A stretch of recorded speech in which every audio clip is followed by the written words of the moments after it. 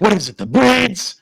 Welcome back to the fantastic world of the Cinestro Core. I'm your host, Blacksby, and today we're discussing Kingdom of the Planet of the Apes, not Planet of the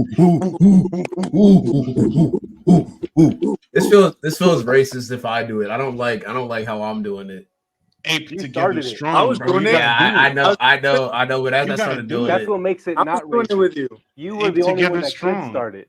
I know. But as I Ape started Together doing it, I was Strong. like, I don't want to call myself a monkey. I don't want to do Brother, it. Ape Together Strong. You gotta do it too. Yeah. You gotta do it too.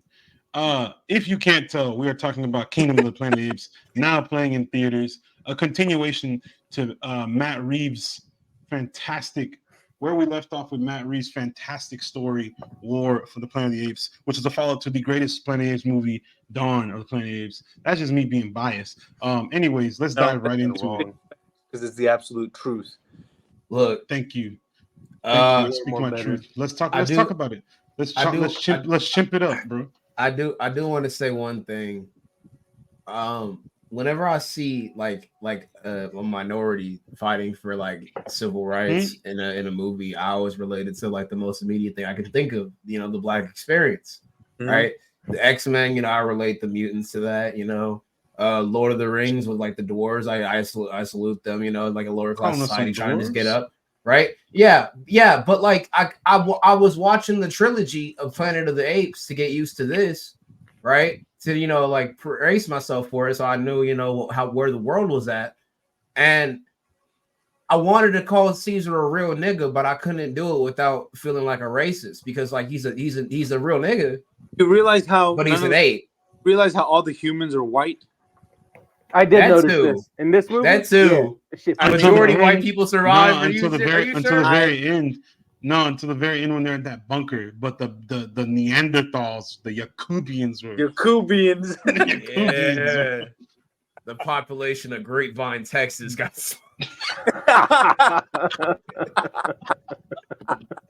Oh, shit. Like, yeah. Damn. 35 is free. Was Let's that a go. reverse hate crime? Flu.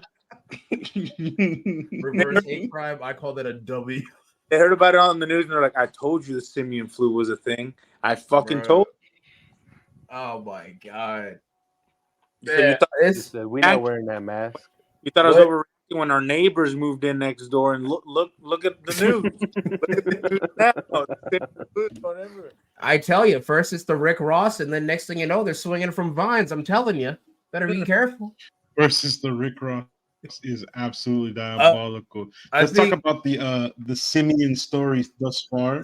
Let's talk about where we left off with starting from the James Franco movie, going through Dawn and War, and then to where we are now. So James Franco's movie Rise was obviously the first one in the reboot of Planet of the Apes. Came out 2014. Really?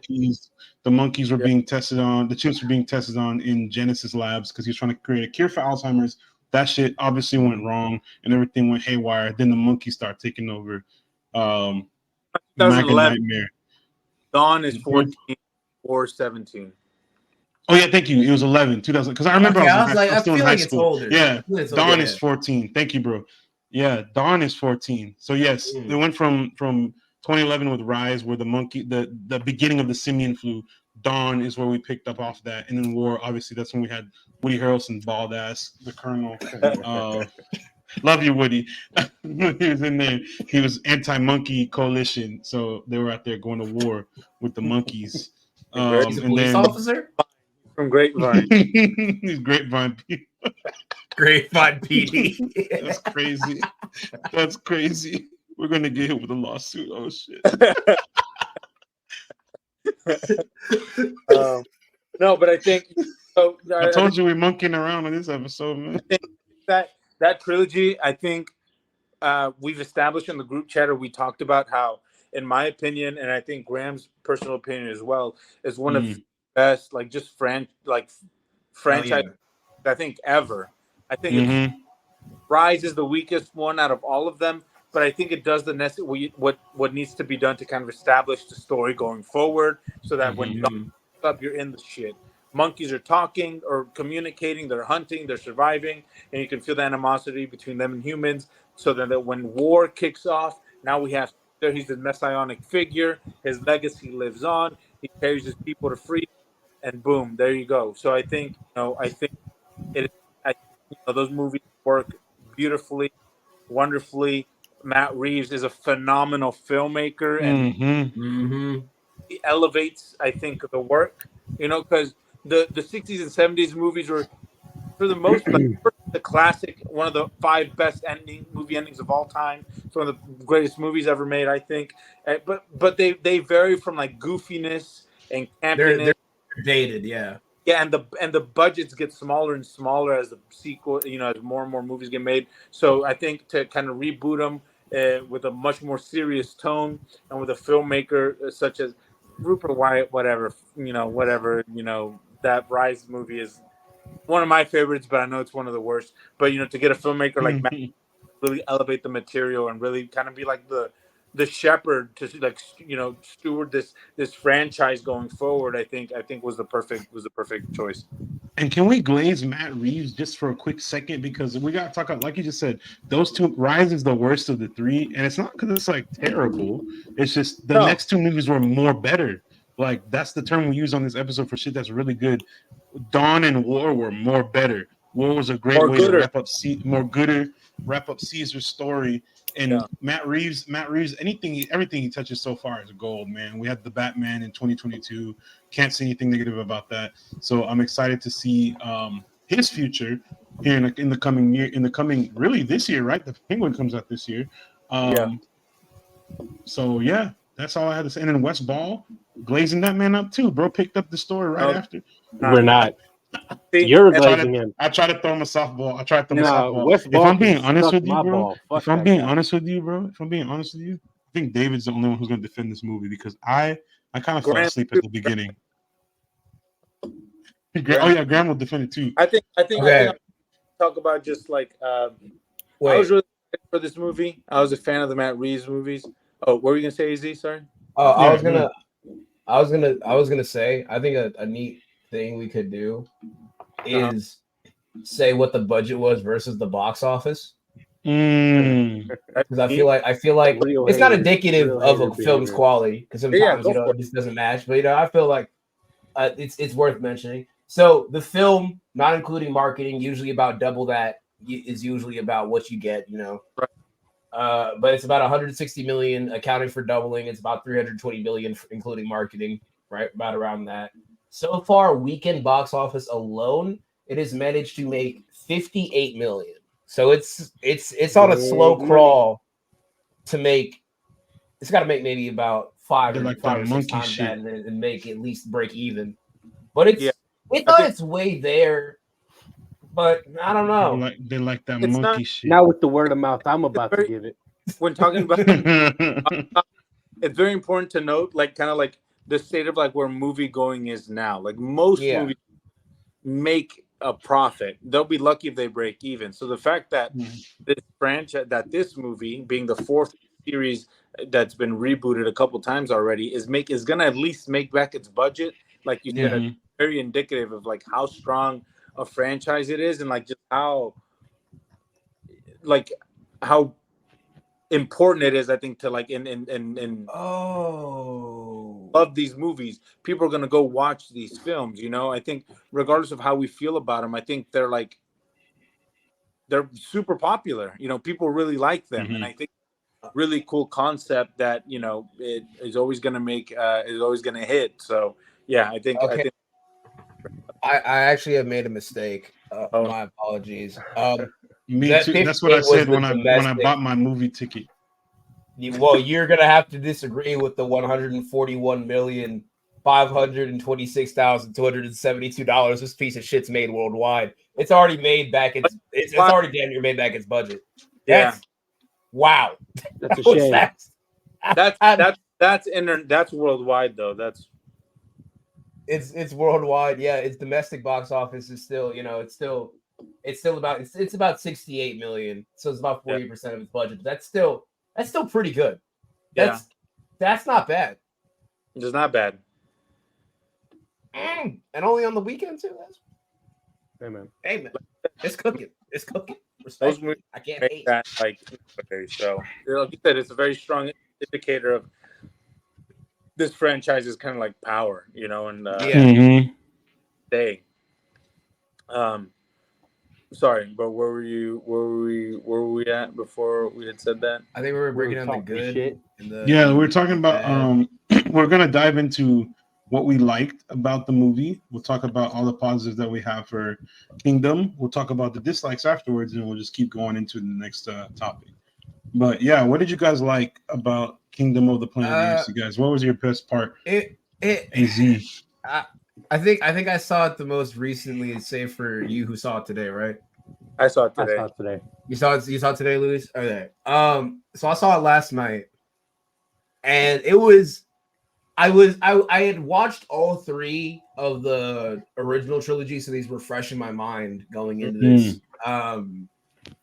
And you know, I don't want to compare it to the other ones because you know it is its own new trilogy. It's a new era. It's like a couple decades after Caesar, right? But having those movies, many generations, so it's at least 200-300 years. 300 years. So with that in mind, because I feel like because the prequels were so fresh in my mind, and Caesar was so strong of a lead character, you know, seeing this new world of apes and everything at first, you know, felt a little bit goofy to me. I did have to get used to it again because, you know, this is a bunch of monkeys on screen who apparently have made like a little society. And sorry, apes, ape Americans. Ape Americans is diabolical. That's crazy. Hey, bro, they live in San Francisco. That could mean nothing else. It's actually Los Angeles. Yeah, it was actually Los Angeles, brother. Of course they'd be there. All right, but do you know what's gonna be crazy when the right-wing side of the internet I need to be able to make these jokes. They're like, yes, yeah, brother, yeah, we got one. It's gonna be our most disliked video. Oh my god, it's just to some degree it feels like, I know it's its own new thing, and I did find that it was really, really cool seeing, you know, how far ape society has evolved, how much more intelligent not only like Caesar had gotten across the series, but also now seeing how his influence and the effect of whatever kind of mutations going on with the evolution of the simians themselves, you know, evolving further and further to where they're almost becoming some kind of human or like pre-Neanderthal society. Like one of them, I believe his name was Noah, right, was smart enough to wire a cattle prop. And I was like, oh my god, the main monkey. Yeah, the main monkey. One of the real main prime. Yeah. I was very much goes impressed. To show how important the main fucking character is. I liked all of the I liked all the ins and outs of the ape society. I thought that was really cool, getting to see like, you know, how they function, how they've built their own way of life, how they've like managed to domesticate hawks and eagles. I thought that was cool. How they have their own traditions. And I also like seeing the movement. My god, like knowing the behind the scenes and how they do the mocap for this. The movement is incredible. I did not for once think that those were not apes on my screen. I genuinely was impressed. From a technical standpoint, this is a marvel. Like Avatar can go honestly suck its own dick for however many millions of dollars it made. I don't give a shit. This is incredible. This is actual physicality. There's just people in fucking mocap suits, and I don't give a shit about that. This is people on like little actual crutches doing the exact mannerisms of apes. I looked this up. They go to ape school, which doesn't sound like a thing. Monkey University. Yes, like Monkey University. We pull up the Ape Academy. Yeah. Ape Academy. What Luis was gonna say is HBCU. Yeah. Oh no. That's terrible. Holy shit. That's what Luis said. No, I didn't. I didn't say anything. Oh, what'd you say? Look at Matt's face, bro. That's crazy, bro. You've broken Matt, and that's one of the most meanest people to walk the earth. That's incredible. Matt's face. Luis's telepathic racism, which you can probably rewind this video and give us watch time to see. Yes. I do. That aside, I felt like in every facet, especially like the fight scenes, like that final fight scene where they're climbing up the rafters and everything, and he's fighting that giant fucking gorilla. The movement is so good. Yeah, it's so fucking good. That leads into like one of the things that I like. Is, I think it looks really good. The CGI is amazing. I think it's actually shot very well, and I think it looks beautiful. I think it's like very well made. I think technical perspective, I think it's very, very good. The world building is also incredible because they open up all these like fascinating doors. For instance, I like the world building as well. Yeah. I like the setting of the building blocks and kind of like into like what like the stuff that is going on like in the background, like behind the scenes of like the main story and what that entails, and kind of like teasing like all these little things. I think that's very cool and exciting as well. I definitely about think it. That's about it's really the world and the dressing of the sets that carries this movie. We'll talk about everything else. Talk about that later. We'll get into later. What do Gerardo and Matt like? Yeah, Gerardo, what did you like, bro? I like the what's his name, Rocca. Hey, my dog. Rocca, shout out cool. Rocca. R.I.P. Rocca. I like no one touched on him, but fucking Proximus Caesar. That's my dog. Kevin Durant, yeah. My cop face son of a bitch. I love him. He's the shout out Buff Elon, man. Elon shout out swag out Elon. Performances Elon. Well, not the performances. Some performances. I think. Let's be clear about that. The actors who played Apes were all amazing. Can we say that? Okay. Yes, I agree with that. I agree with that sentiment. Yeah. Yeah, Alan. No, was fine. Hold on, we'll get to that in the dislike portion because I have a bit on that. I guess I'll just say everything you guys said, same thing. The visuals were beautiful. The CGI, the fact that I had to think about it and look at the city they were in and realize this is Los Angeles, man. They did so much good, like editing of the landscape. I didn't even realize. I know. That's why I had to look at it. I was like, bro, this shit look familiar. This shit look mad familiar. This shit look mad familiar, cuz. No, and then the acting from on the mocap part, phenomenal. Like I said, like AZ said, this is better than Avatar in terms of motion capture and CGI, because this looks like actual animals. They got a monkey holding a fucking eagle. And riding a horse. There's 3 CGI animals right there, and that shit looks real. So what does that tell you? Marvel, you have no excuse. That horse is real. Moving on to what we dislike. I know we're about to tear this shit up. Let's go. Start with the chief hater himself. Luis, what you got? Hit it. Freya Allen is not a good actress. They need to stop making her happen. Isn't she from The Witcher, bro? Yeah, I noticed it on The Witcher, and look, who am I to say, she's more active. Like. I'm not. So, that goes to show you that. But I'm just saying, like, white. Her American accent is terrible, and I just don't think she has the the chops to carry it. It's like it is hard to act alongside actors who are wearing mocap suits. Like that's a goofy premise, a goofy visual thing to do. You have to be a very good actor to be able to pull that off, right? To take that seriously and she just doesn't have the actors whose faces are CGI'd monkeys over it, like they CGI a monkey face over theirs, are acting miles. Are emoting. Yeah. Is exactly. So I didn't like her acting. I think the world, the movie left a lot to be desired in terms of, like, we talked about Proximus Caesar. I really like the idea of what a wonderful day. What a wonderful day. I really like the idea of Caesar's kind of like the specter of kind of looming over the world. Yeah. Some people thought about him. Some people have the legend. I wish they would have really leaned into like the human aspects of like society. By that I mean like Proximus Caesar's kind of zealotry in taking Caesar's teachings and manipulating them to just like church. to push his agenda. Exactly. And that being kind of like a biblical monkey.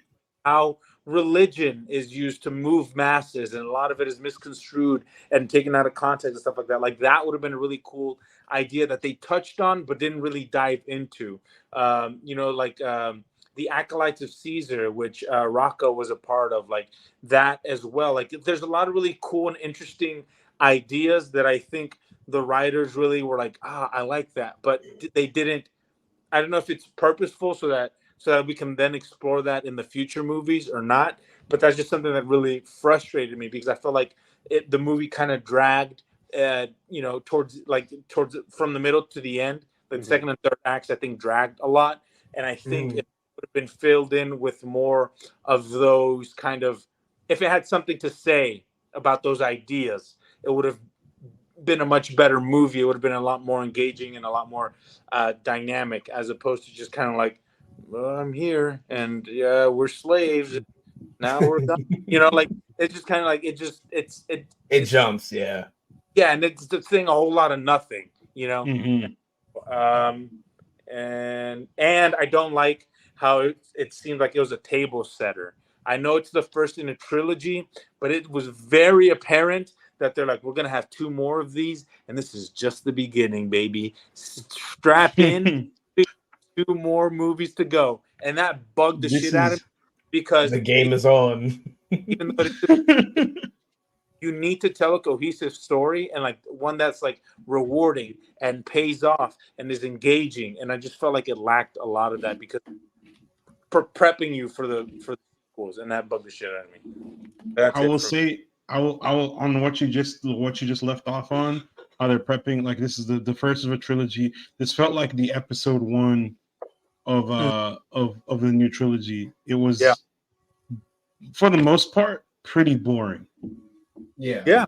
For the most part pretty boring. Story wise, it didn't pick like the whole, like they started off exploring the Eagle clan of monkeys, and they're out in the ruins of Los Angeles. Bro is getting ready to do his little coming of age ceremony, and like that's it. Cool. And then all of a sudden we have the rival, I don't know what clan they are, the Proximus clan, for lack of a better term, pull up and just fucking murking all these other monkeys. I'm like, we got monkey on monkey violence. And then that's kind of the basis of the first 2/3 of the movie. Then he meets Rocca, and it starts to pick up a little bit. Then it gets boring because he's explaining, Earth prior to whatever year it is now. And then it gets boring again. Then he meets what's her name? May. I even forgot her name. Goddamn. They meet May, and it's also boring. We get to the third act when they get to Proximus' kingdom, and I'm like, all right, now it's starting to pick up. And he does his little "What a Wonderful Day" speech. I'm like, now we're starting to get somewhere. But before, I was like, I'm not really feeling any type of excitement and anticipation. I was ready to go to bed. I was ready to clock out of that movie. It's a 2-hour and like 4-minute movie, or 2-hour and 15-minute movie, shit like that. Yeah, 2:25. 2 hours and 30 minutes. Yes. Oh, I did fall asleep. That's crazy. Matt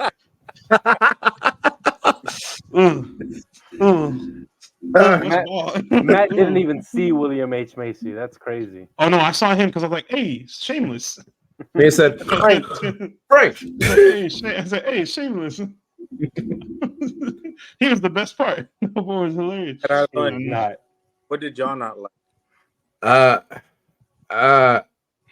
Man, a lot of said, I'm sure.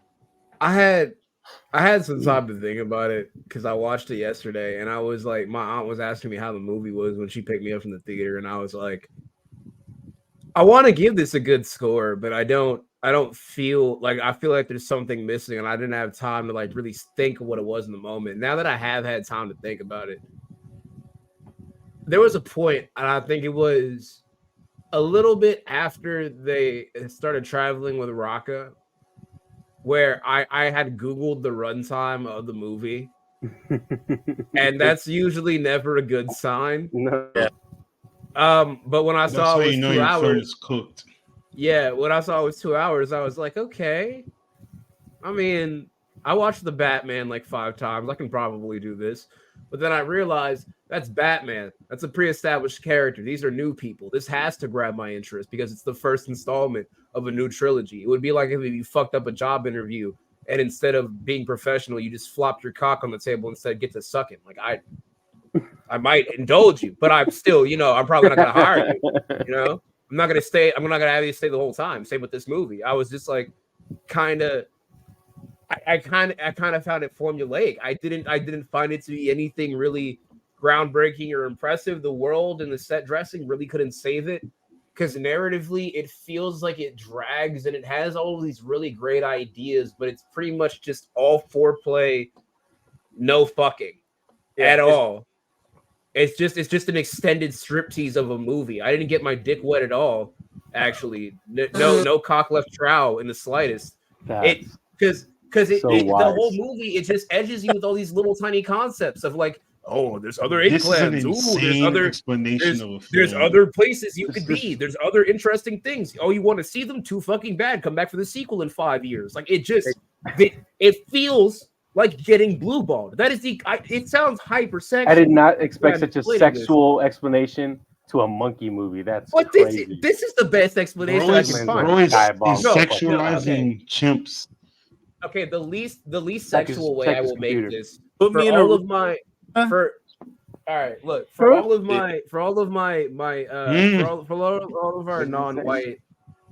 all of our minority or possibly white listeners who have experiences going over to an immigrant friend or minority's house, I want you to picture going into your freezer and getting what you think is going to be ice cream, and then you open it up and it's fucking spaghetti or soup. That's how this movie feels. That is exactly how this movie feels. I mean, you feel like you're getting one thing, right? That's you pulling it out of the fridge, right? You can't see in the container yet. You opening the container is as you watch it, and then as soon as you see there's soup, that's when I googled the runtime. When I saw soup, when he saw because soup, bro called the movie soup. I really feel like the point where it starts to kind of be a little bit formulaic for me is when I saw the apes raid the Eagle Clan's camp. And then it turned into like a revenge story. And I was like, okay, he's gonna go, first 15 minutes. He's going to go free. No. Not good. But I was still going to give it. No, but I was still going to give it a chance. But the fucking moment when May first speaks, from there on, I realized that she was a better actress when she was mute and grunting for apples. Like she genuinely bogged down. Like no disrespect to the actress herself. I'm sure she'll be good at some point in the future. But this performance was not it. This performance was not it. I'm in this fantastical world full of these marvels of evolution and science. And yet, when I see her running across those like savage humans that are just completely feral and they don't know anything, those guys didn't speak. And I felt more pain for them. Yeah, I felt more pain for those Paris, Texas residents than I did for May that entire film. I was genuinely annoyed with her. Like when she got a gun and she shot that ape, I was like, oh great, the white woman has power now. Whoopity fuckity do. Right? When she was being just an absolute dickhead, talking about some apes ruin society. Apes are terrible. Apes are awful. And I'm like, you were walking in a lab and injected with a serum. You guys did this, you fucks. What are you talking about? I'm a milkman. I have a white girlfriend. I love him, right? I love her very much. But this movie did kind of like really, put into the forefront. Him. Yeah, like he's been radicalized by don't trust a white woman. Like I'm not saying I disagree. It's like too late. That's obviously a joke, but I just thought that it was really like funny and interesting how they made her character like really unbearable and kind of annoying and really just like, bitch, like I wanna like you, but you're making it very hard for me at all. When she was like, oh, I want to set things back to the way they were. Apes ruin society. And I was like, why don't you just call them what you mean? Just say black people. Come on, I will really fight you. I will really squab with you right now. I don't like your tone. I didn't like that at all.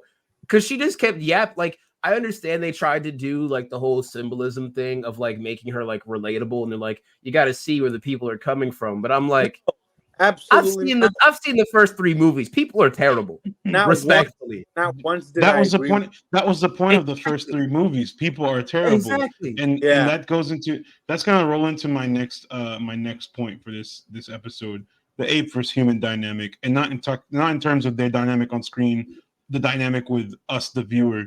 You know, people go into movies where the human characters are always the good guys, and there's always the typical the standard Caucasian male with the swoop over haircut, blonde hair, blue eyes type beat. He's doing the same shit. He's saving the world. Everybody's like, "Oh my gosh, thank you, white man, appreciate you." And like, there's always some type of either animal character or some villain character that does not look anything like that. That's the standard formula for movies. Planet of the Apes as a franchise turns that on its head. Yeah. It reverses the roles. You have to go into that movie and remember that the monkeys are the good guys in this film. Even though they're having their own little inter-chimp beef, they still are the protagonists of the film. It's like I've told you before about like one of the many cool things about genre filmmaking in general is that you can shoehorn in like these political ideologies into these movies that otherwise, aren't trying to say something.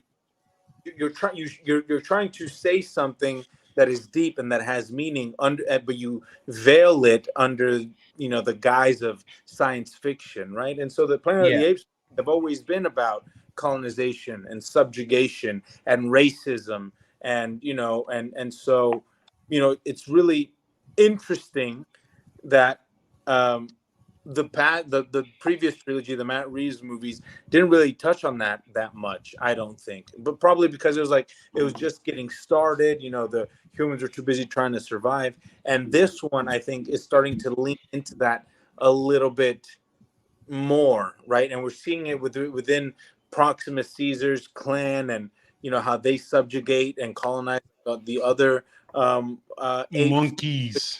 Yeah, exactly. And about how the humans are kind of taking this kind of like totalitarian kind of ideology and trying to, wipe out all of the apes from the world and kind of them. And so I think that that's a really cool, like you said, it's really cool that these movies specifically flip that dynamic on its head and, and play with those concepts. Yeah. Oh, also another. Oh no, go ahead.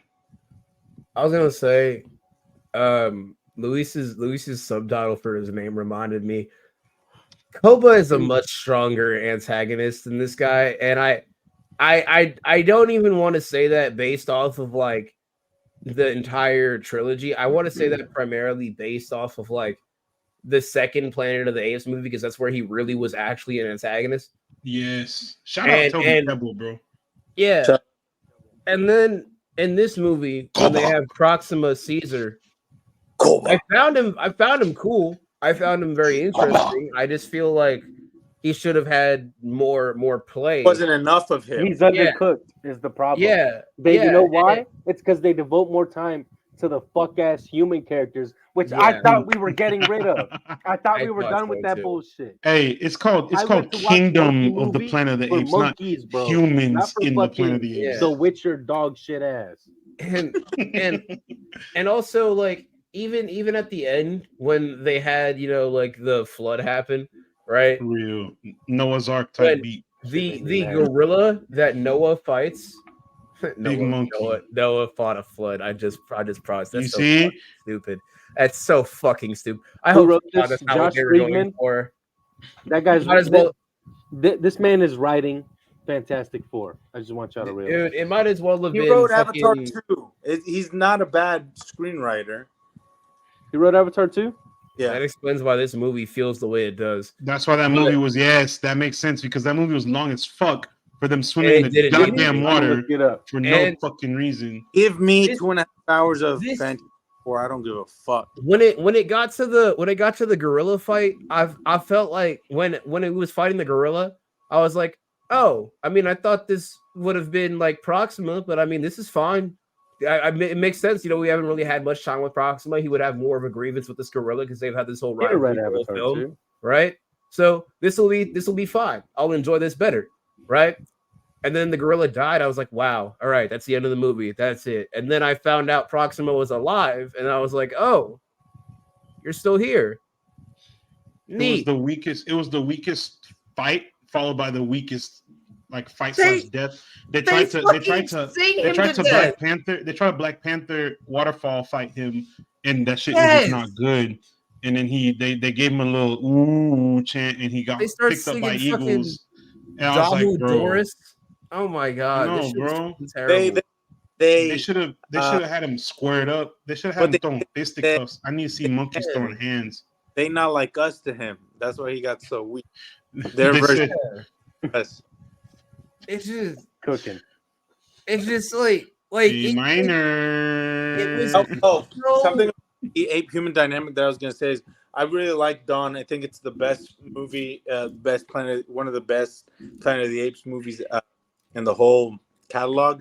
And I think that movie works so well is the ape and human dynamic. I think the humans, much to the chagrin of some of the people on this pod, are essential to these kind of movies because we need to be able to see, you know, the two differing sides of this conflict, and that's important because we need to see that apes and humans aren't that dissimilar. In fact, they're quite similar, right? And that there's good apes and bad evolution. Because there's good humans and bad humans. And you know what? We did see that 2 fucking movies ago. That's not what this fuck-ass new trilogy should be about. He's not wrong. He's not wrong. That is done. We did that. And we did that with a much better fucking screenwriter and director and a better story, better actors. That's done. Because we need to move on. And they keep saying we're gonna make this a saga. It's gonna be 6 more movies. Yeah. And I get that. Like they want to make money. And I get that when fucking James Cameron is directing it. But this is fucking West Ball, man. And also, I'm not gonna be on board for 6 fucking West Ball movies. And like, that's what I'm there's gonna be a director change. I'm guessing. I'm willing to bet. 1,000%. I hope there is.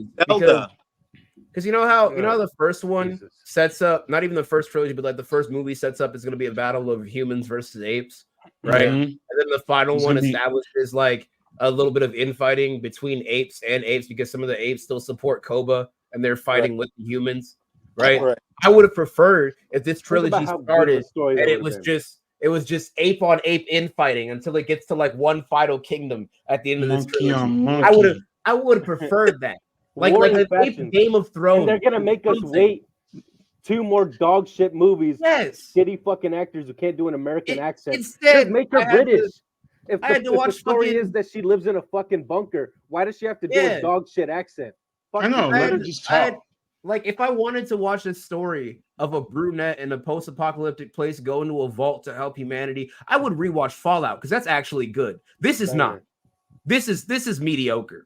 This is a C- on a best day. I think that brings about the conversation about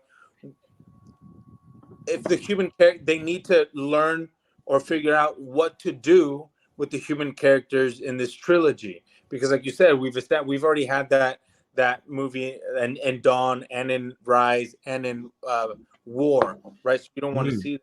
Okay, well, human beings are still here. Even in the original movies, humans are still there, whether they're stupider or they're less than or they're captured, whatever, they're still there. So what's important to figure out is the dynamic between the apes and the humans. Not get rid of the humans completely, because I think we as an audience need that a little bit to just to kind of like be able to for the most part, general audiences are going to want to at least have a human character that they can think they can relate to, so they can insert themselves into the film a little bit more. So I think it's just a matter of figuring out a good way to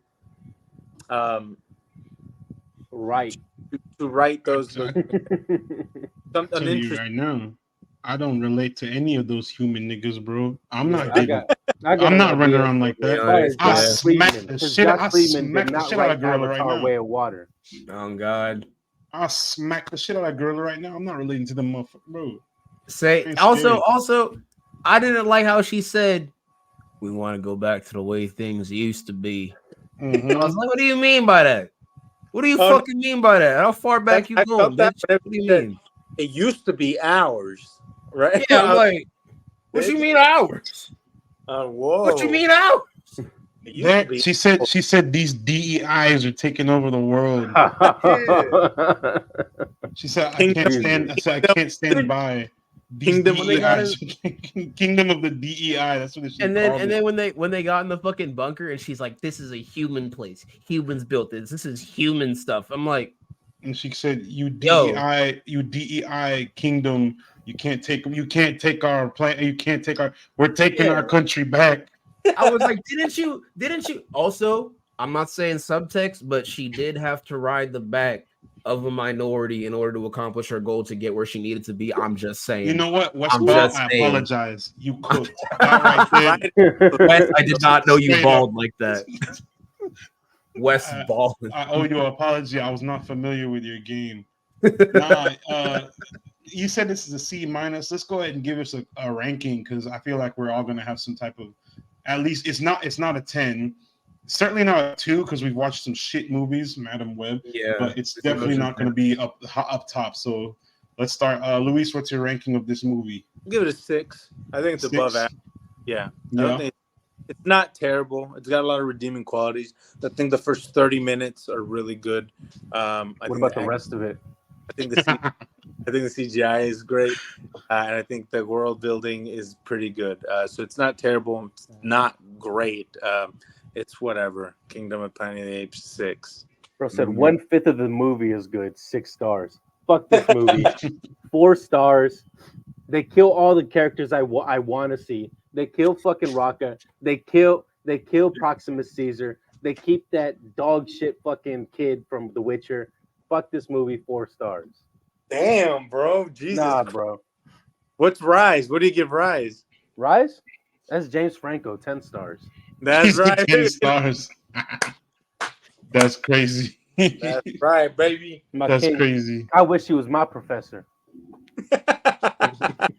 Jesus Christ. I could fix him. Jesus. I could fix him. Jesus Christ. AZ, what's your rating, bro? Stop looking shocked and rate. Because if this were a full movie, like an actual full movie, I would put a higher score. But because this is an appetizer that wants to disguise itself as a full meal, I'm gonna give this a rating that it deserves, and I'm gonna say this shit is a solid 5, because it's like a modern video game. It's all visuals, all graphics, all that, but the actual gameplay, like the actual narrative itself, the actual core of what you're there for is not all together there. And it just feels Assassin's Creed. Yeah. I feel like I was gonna have somebody like I was gonna have a kiosk pop up in my chair that said press $20, press to swipe for 20 coins to get the next cut of this movie. And I'm just like, it feels live service ass movie. Yeah, it just feels like everything and nothing happens at the same time, and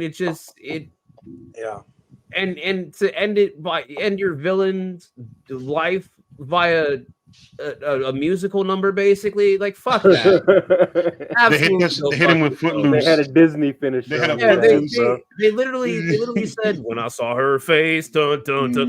That was so fucking stupid. They literally sing him to death. This shit, actually no, because of that, it's a 4.5. I actually just had to problem. It's irredeemably stupid. That shit dropped in real time. Bumps it up a point on mine. 7. You're right. Is it the musical part gives it a point up? I say this movie sits right at a 6 for me because the visuals and the CGI cast cannot carry. Eagles look like shit. Fuck you. Cannot carry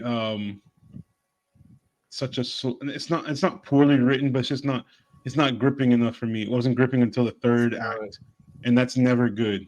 The third act is where I checked out. I kept checking my phone, bro. I was checked out the first and second act, bro. I was answering emails. I'm not joking. Caesar. I'm not joking to you.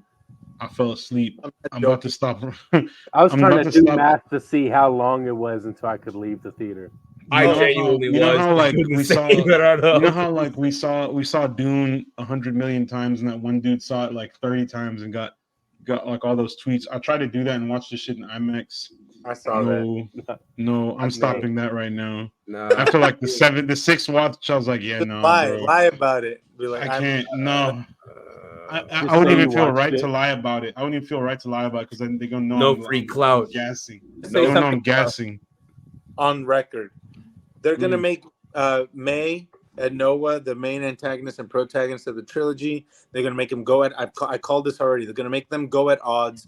The trilogy is about their diametrically opposed kind of like journeys about kind of like this messianic figure for Apes, and he's gonna be really smart and like kind of lead them forward, and she's gonna be like his evil, whatever counterpart. But they have this shared history where they kind of like are fond of each other and respect each other, and they kind of helped each other out. And so the last movie is gonna be like them finally coming to terms and like fighting each other and one of them's gonna die or whatever. Like if he doesn't eat her fucking face off. When this movie he's a fucking tiny little white woman, dude. It's stupid, but they literally alluded to that at the end of the movie. She was about to shoot him. He goes on his journey. She goes on hers. He like the scope. He's gonna be like, oh, that's gonna pique his interest, and he's gonna start reading, and he's gonna be so smart and like cultivate this like culture, nerd ass monkey. Yeah. and then she's gonna go like on her journey, like find survivors and build an army. Genocide. Yeah, exactly. Genocide is crazy. Watch, I'm calling it. Wait till the second movie. I hope you're not right, because neither of these people are interesting enough to carry this for me. Dude, I just Noah's good. Noah's good. I think Noah's good. They're pivoting. They're posturing Noah to be the next Caesar, and I feel like if they write him, he's not written poorly in this movie, but if they give him better writing into the next movie, I think he can take that. He can fill those shoes well. Those are huge shoes to fill because Caesar was monkey Jesus, monkey Moses. So I don't know. I did like how they adopted both Caesar and Koba's philosophy of dealing with humans, where like at the end, he's still under Caesar's thing of like, people deserve mercy as much as apes, but at the same time, he's still on the Koba philosophy of fuck him. I don't trust him as far as I can throw him. I won't kill you, but you just stay the fuck over there, and that's fine. Separate but equal. Oh God, I've been there. She broke his heart. That's crazy. Separate but equal. So we're excited. We're looking forward to the next movie. Hopefully, they can make some improvements. They watch. Yes, because I want to see them change shit.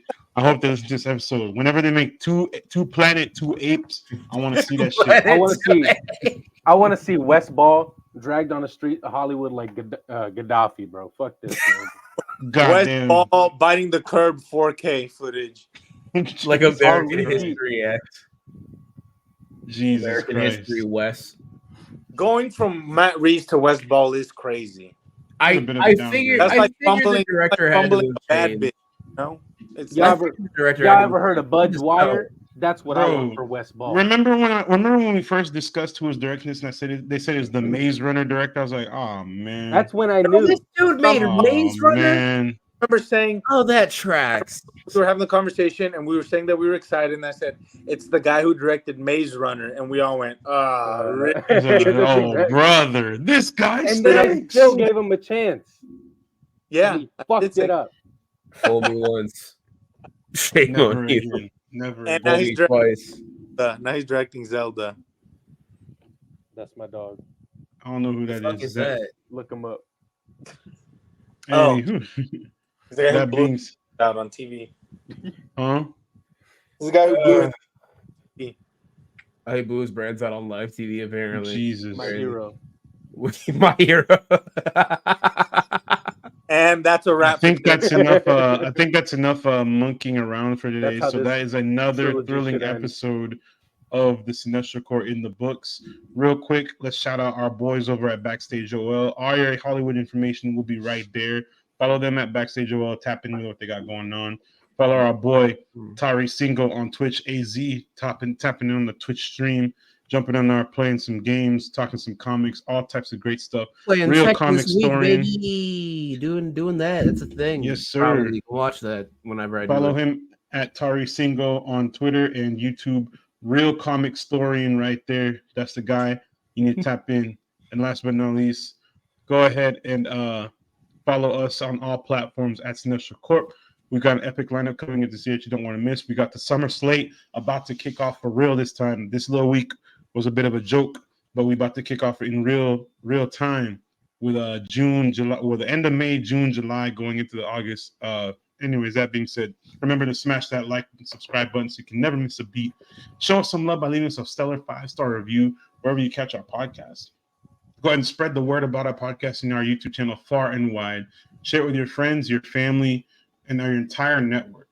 Your support means the entire world to us. And until next time, you guys, stay awesome, and we'll catch you on the next episode of the Cinestro Core.